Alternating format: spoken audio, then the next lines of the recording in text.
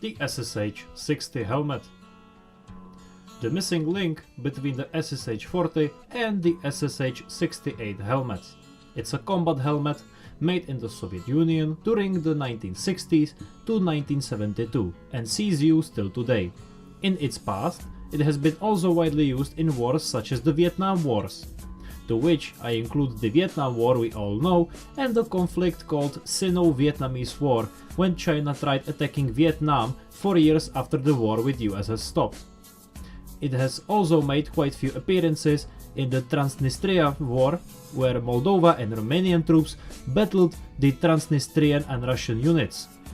As mentioned before, the helmet is also seen in modern battlefields as well, especially in Ukraine, used by the Ukrainians who had large stockpiles of these in the warehouses. It is also still used by the Vietnamese military police. By its design, it's identically shaped as the SSH-40 helmet used by the Soviet Union since the Second World War.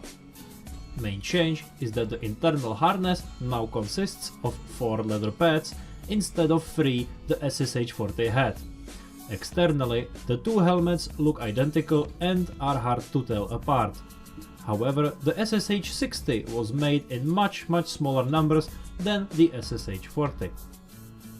The SSH-60 was made in 2 variants, local and export variant.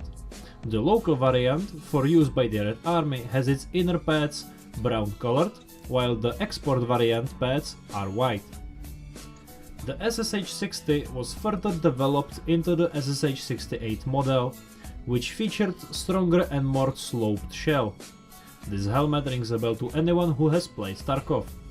Both the SSH-60 and 40 remained in use throughout the Soviet Union, and both were issued in Russian army even in the 2010s, when they finally started to let them go with the new Ratnik program.